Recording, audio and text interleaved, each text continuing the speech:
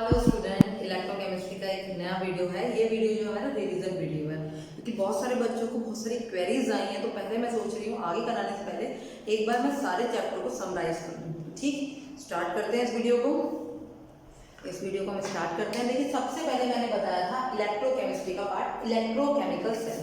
Electrochemical cell में मैंने example दिया था गैल्वेनिक सेल का। वो क्या था? जो केमिकल एनर्जी को किसमें कन्वर्ट करता है? Electrical energy. This is called galvanic cell. ये बताया था मैंने। अब मैंने फिर बनाया था आपका कौन सा? Galvanic cell. तो मैं बनाती हूँ, मैं सिंपल बना रही हूँ। मैंने क्या करा था, दो अलग अलग बीकर लिए। एक बीकर में मैंने लिया, इसका मैंने एग्जांपल लिया था डेनियल सेल। तो कुछ बच्चों ने कहा कि मैं डेनियल सेल समझ में नहीं आया, तो मैं डेनियल सेल का एग्जांपल बता रही हूँ। ध्यान से सुनिए भाई, गैल्वेनिक सेल का एग्जांपल है। बहुत सारे सेल हैं, मेरे को एक एग्जांपल समझाना है। वो सेल है आपका डेनियल सेल। ठीक, इसमें मैंने लिया जिंक की रोड, Zn की रोड, और इसके अंदर सोल्यूशन लिया ZnSO4 का सोल्यूशन। ठीक, और यहाँ पे मैंने ली कॉपर की रोड, किसके अंदर? कॉपर सल्फेट के सोल्यूशन के अंदर। कॉपर सल्फेट के सोल्यूशन, दोनों इलेक्ट्रोड को मैंने वोल्टमीटर से अटैच कर दिया वायर के थ्रू। ठीक, अब मुझे पता है Zn का नेचर कैसा होता है। Zn का जो देखो, किसी भी मेटल की रोड को उसी के सॉल्यूशन में अगर हम रखते हैं तो वो दो काम करते हैं, या तो इलेक्ट्रॉन गेन करता है या इलेक्ट्रॉन लूज करता है। दो काम करते हैं। तो Zn का नेचर क्या होता है? Zn का नेचर होता है इलेक्ट्रॉन लूज करने का। Zn क्या करेगा? Zn+2 बनाएगा और +2 इलेक्ट्रॉन बना देगा। ठीक, अब जब ये इसके अंदर क्या था, ZnSO4 का सोल्यूशन था, इसने क्या करा, अपना एक जो आयन है वो उसमें दे दिया। तो सोल्यूशन में आ गया Zn आयन। आगे पहले भी Zn थे और आगे Zn आयन, और यहाँ पे कैसा है माइनस। ये चलती जाएगी, माइनस आते जाएंगे, और सोल्यूशन में Zn+2 क्या होंगे? फिल होते जाएंगे। ये माइनस क्या होंगे? इस वायर से कहाँ चले जाएंगे? इस जगह पे पहुंच जाएंगे। भाई वायर के थ्रू ये माइनस, पहला माइनस आएगा, फिर दूसरा माइनस आएगा, वो पहले वाले को पुश करेगा, तो धीरे धीरे इलेक्ट्रॉन चलते जाएंगे और कहाँ पहुंच जाएंगे? इस वाले पे पहुंच जाएंगे। यहाँ पर क्या है? कॉपर सल्फेट का सोल्यूशन है। कॉपर सल्फेट में क्या होंगे? Cu+ ion, SO4 ion. ये दो इलेक्ट्रॉन लेकर क्या बना देंगे? Cu आयन बना देंगे। क्या बना देंगे? सॉरी, कॉपर बना देंगे। क्या बना देंगे? कॉपर बना देंगे। इनका नेचर ऐसा है, इलेक्ट्रॉन गेन करने का, उसका क्या था? लूज करने का था। भाई देखो, जैसे जैसे कॉपर आयन क्या होंगे? कॉपर आयन सोल्यूशन से कम होते जाएंगे। भाई कॉपर आयन कम होते जाएंगे। इसके अंदर क्या थे? कॉपर आयन थे और SO4 आयन थे। धीरे धीरे क्या होंगे? कॉपर आयन तो किसमें कन्वर्ट हो रहे हैं? कॉपर में। तो कॉपर कम होते जाएंगे, कौन से आयन बच जाएंगे? SO4 आयन बच जाएंगे। यहाँ पर कौन से आयन होंगे? यहाँ पर इलेक्ट्रॉन क्या हो रहे हैं? इलेक्ट्रॉन लूज होते जा रहे हैं, इलेक्ट्रॉन ऊपर चल रहे हैं, और ZnSO4, Zn कहाँ रहा है? सोल्यूशन में। पहले फॉर एग्जांपल इसके अंदर ZnSO4 था। ठीक, भाई दोनों Zn इक्वल अमाउंट में, अगर ये 6 है तो ये भी 6 थे, ये 6 थे, ये भी 6 थे।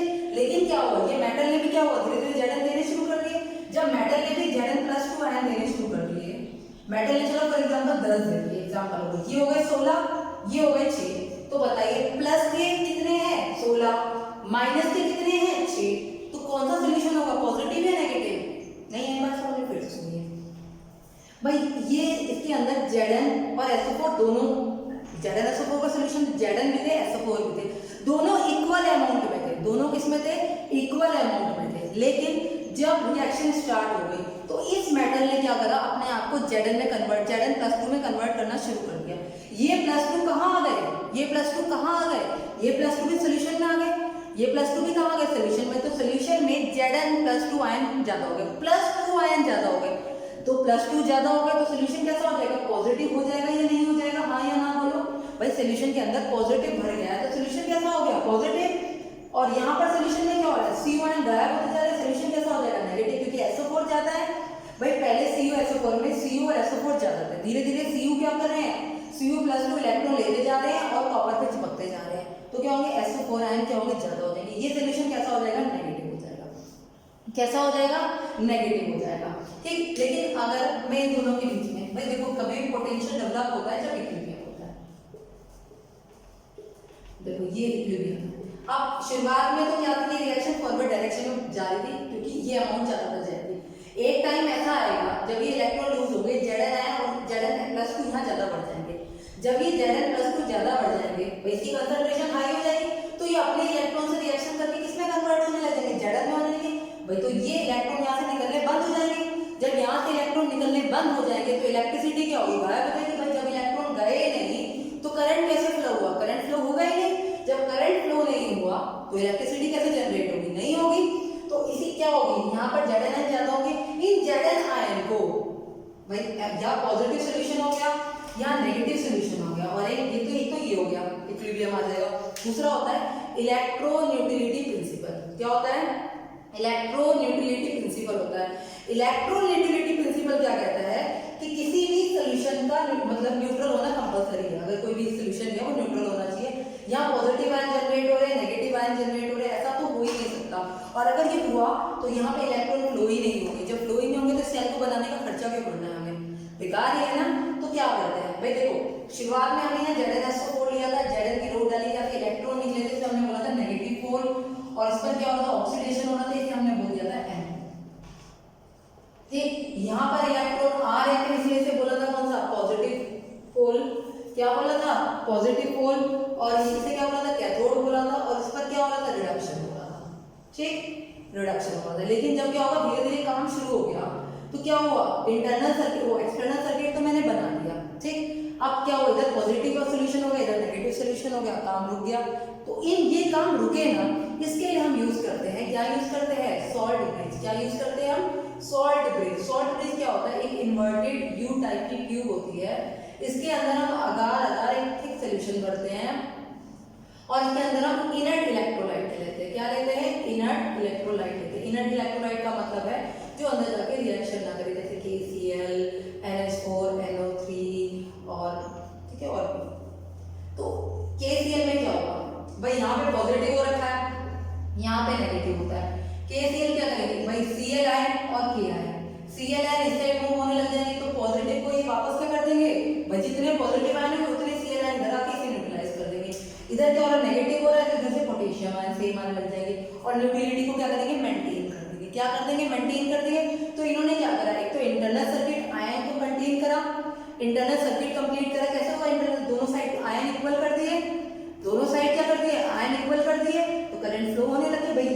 यहाँ आयन क्या हो गया, यहाँ पे अब वापस न्यूट्रल हो गया, तो ज्यादा Zn आयन बनने लग जाएगा। जब Zn आयन बनने लग जाएगा तो इलेक्ट्रॉन चलने लग जाएंगे, इलेक्ट्रॉन चल के यहाँ पहुंचे, यहाँ पे नेगेटिव सोल्यूशन हो गया था।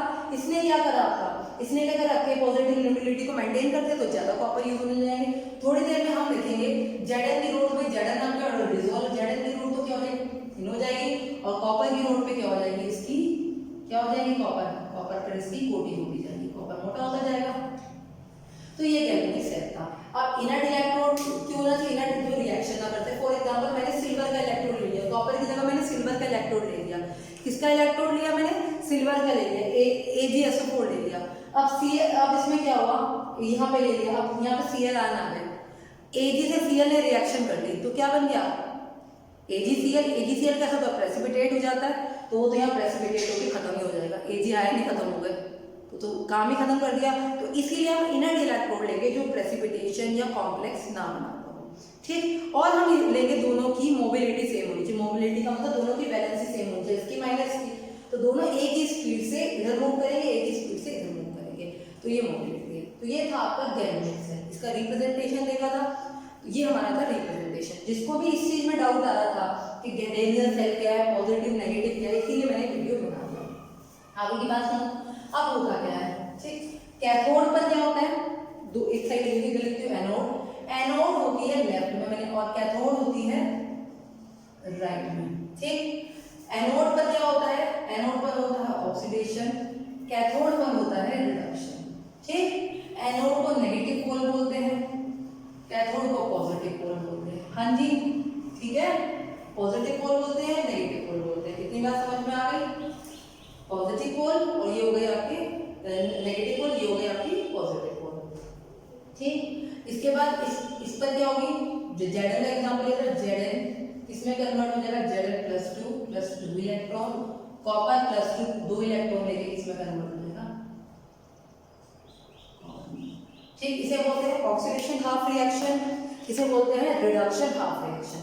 और इन दोनों को रिप्रेजेंट करने के पहले इनको रिएक्शन कैसे लिखते हैं, रिएक्शन लिख दी, Zn plus 2 electron, Cu plus 2 electron. Electron क्या होगा, अपोजिट डायरेक्शन में आने चाहिए, क्योंकि एक का ऑक्सीडेशन एक का रिडक्शन, इलेक्ट्रॉन से इलेक्ट्रॉन कैंसिल बराबर होने चाहिए।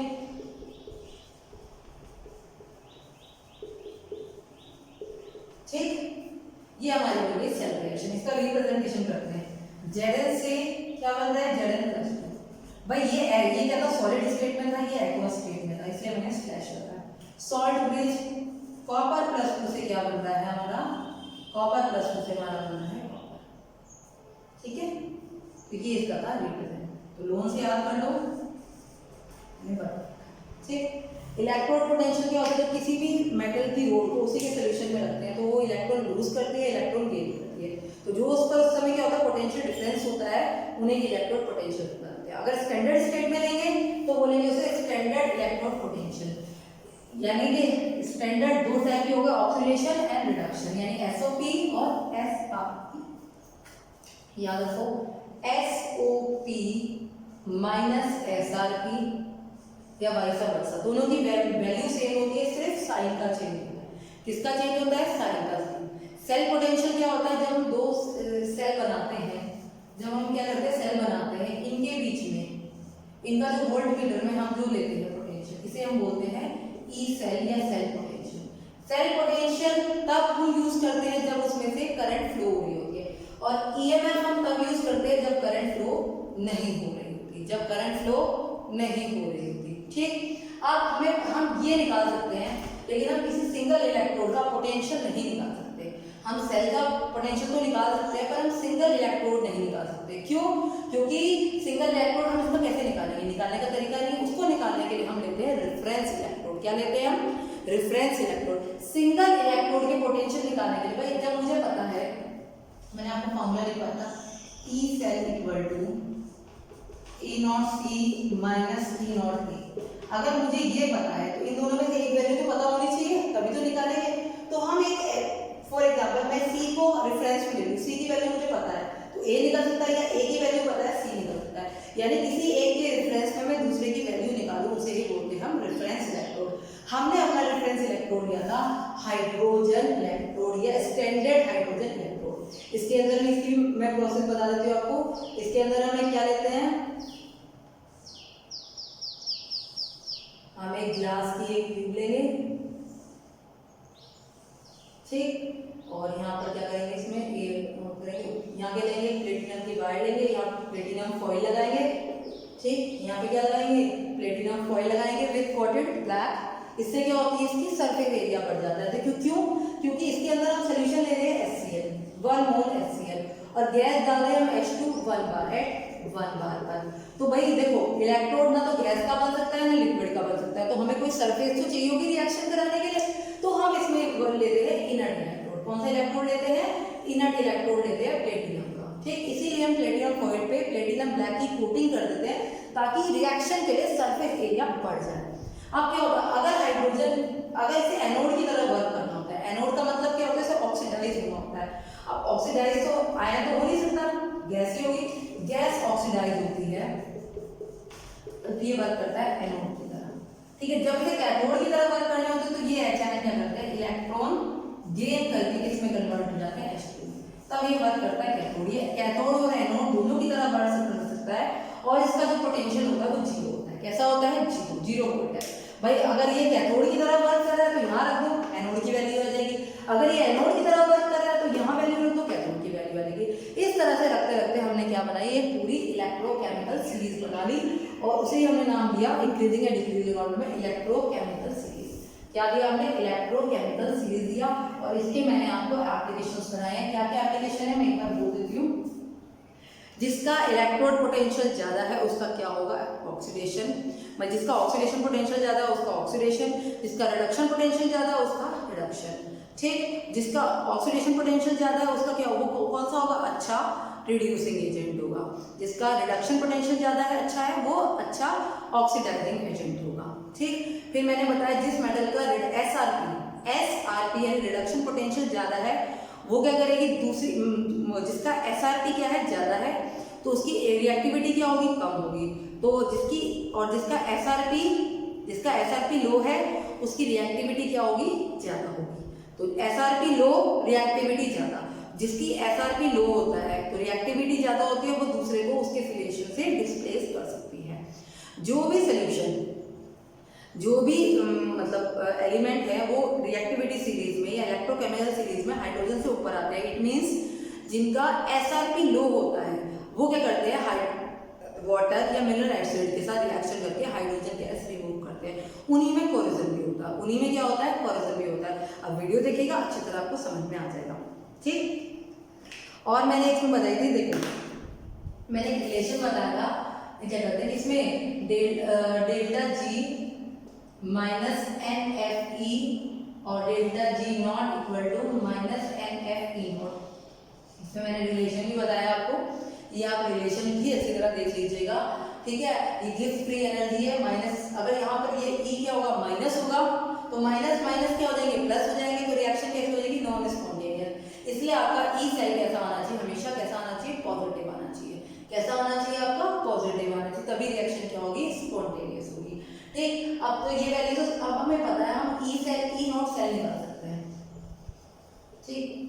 ई not C minus E not A, तो मेरे को ई सेल पता चला, मैंने यहाँ वैल्यू रखी डेल्टा जी निकाल दिया। लेकिन अगर मुझे ई खाली ई चाहिए, क्या चाहिए, ई चाहिए, तो मैं कैसे निकालूंगी, मैं सेल लिख देती हूँ। अगर मुझे ई चाहिए तो मैं कैसे निकालूंगी, उसके लिए मैं यूज करूंगी नर्स इक्वेशन। नर्स इक्वेशन होती है E cell equal to, E not cell पूरा डेरिवेशन करा है, E not cell minus 0.0591 upon N log Q ले लो, के ले लो, कोई फर्क नहीं पड़ता। के का मतलब केसी लेते तो एट इक्विलिब्रियम, क्यू का मतलब किसी भी कंसंट्रेशन पे। अगर मुझे खाली एक इलेक्ट्रोड का लेना होता, खाली एक इलेक्ट्रोड का, पूरे सेल का नहीं, तो ई उसका electrode potential minus 0.0591 upon N. अगर मैं ये रिएक्शन लिख दूं ऐसे, एक रिएक्शन लिख के समझा देती हूँ, तो हमेशा रिएक्शन रिडक्शन में लेते हैं, तो ऊपर क्या आएगा भाई, log product upon reactant, product क्या है mn अपॉन mn प्लस 1। आपको पता है सॉलिड स्टेट की कोई वैल्यू नहीं होती सॉलिड की, इसलिए यहाँ पे क्या आ जाएगा, 1 आ जाएगा। क्या आ जाएगा, 1 आ जाएगा। इतनी बात समझ में आई आपको, ठीक। अब आप कहोगे इक्विलिब्रियम में क्या है, देखिए मैं एक ग्राफ समझाती हूँ। यहाँ आपका इलेक्ट्रोड पोटेंशियल है, यहाँ रिएक्शन की प्रोग्रेस है, ठीक है भाई। ये आपका यहाँ पर मैंने ले लिया, क्या ले लिया, यहाँ मैंने ले लिया जिंक और यहाँ मैंने ले लिया कॉपर, ठीक। अब क्या होगा, धीरे धीरे जिंक क्या होगा, ऑक्सीडाइज होना स्टार्ट हो जाएगा, और कॉपर क्या होगा, रिड्यूस होना शुरू होगा।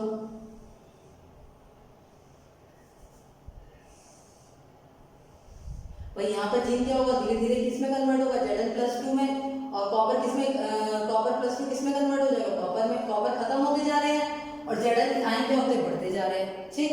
तो अगर मैंने इस तरह से ले लिया भाई, एक रिएक्टेंट फॉर्म में ले लिया, एक मैंने प्रोडक्ट फॉर्म में ले लिया, ठीक। भाई यहाँ पे ये हो रहा है, Zn से क्या बन रहा है, Zn+2 बन रहा है, ठीक। और कॉपर से क्या बन रहा है, कॉपर +2 बन रहा है, सॉरी कॉपर 2 इलेक्ट्रॉन लेके क्या बना रहा है, कॉपर बना रहा है, यही तो है। तो मैंने ले ली।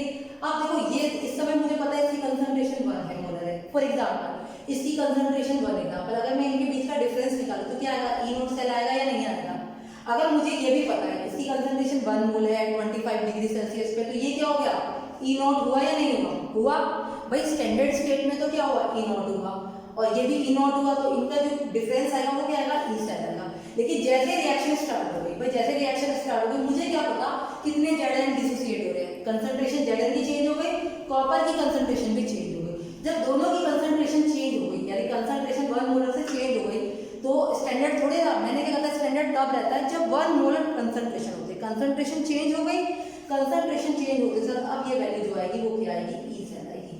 क्या आएगी, ई सेल आएगी। ये क्या था, ई नोट सेल, ये क्या था, ई सेल। जब rate of forward direction upon rate of backward direction दोनों सेम हो जाएंगे, इस पॉइंट को क्या बोलेंगे, इक्विलिब्रियम पॉइंट। क्या बोलेंगे, इक्विलिब्रियम। इसमें क्या होगी, rate of forward direction, rate of backward direction क्या हो जाएगी, सेम हो जाएगी, तो उसमें क्या हो जाएगा, ये क्या हो जाएगी आपका इक्विलिब्रियम स्टार्ट हो जाएगा। क्या हो जाएगा, इक्विलिब्रियम आ जाएगा। अब अगर मैं इस समय कंसंट्रेशन लूं तो इस समय Q होगी, ठीक है, इस समय कंसंट्रेशन क्या होगी, K होगी। ये ई सेल है, पहले एक सेल इतना था, अभी सेल इतना है, ई सेल इतना है, ई सेल इतना है, कम होता जा रहा है।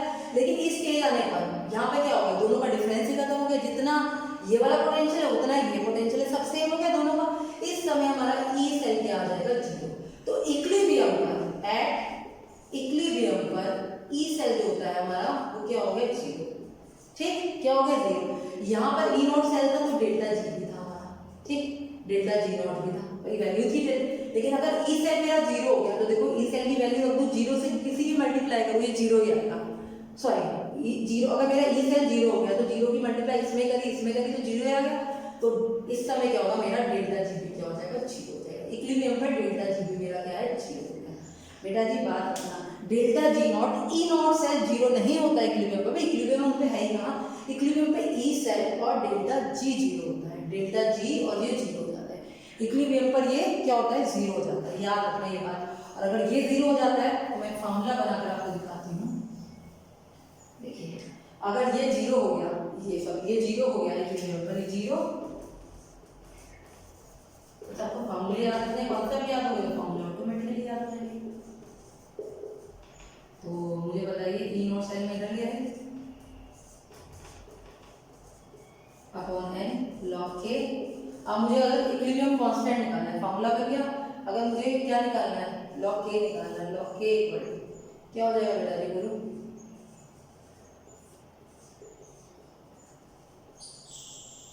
हाँ यार हो गया, बन गया फार्मूला, बन गया या नहीं बन गया, ठीक। अगर अब देखो एक फार्मूला मैंने और भी बताया था, delta G equal to delta G not plus 2.303 log R T log K. अब इससे में इक्विलिब्रियम था, ये क्या होगा, 0, तो delta G not equal to ये क्या हो जाएगा, इधर आ गया, माइनस 2.303 आर टी लॉग के की वैल्यू निकालनी है, delta G upon minus sorry upon 2.303 R T, ठीक। ये फॉर्मूला बन गए, लॉग के से भी निकाल सकते हैं। अब आपको क्वेश्चन में देखना है क्या दे रखा है, डेल्टा जी दे रखा है या ई दे रखा है, कौन सा फॉर्मूला हम यूज करेंगे। इनके एप्लीकेशंस वगैरह ये रिवीजन था जो मैंने अब तक आपको पढ़ाया है। अब इनकी अगले वीडियो में मैं ये कॉन्सेप्ट क्लियर कर लो, फिर मैं इनके आपको सारे क्वेश्चन कराती हूँ। एक बार क्वेश्चन कर लो, फिर आपको मुझे लगता नहीं है कॉन्सेप्ट में भी कोई दिक्कत होगी। ओके बेटा, ऑल द बेस्ट।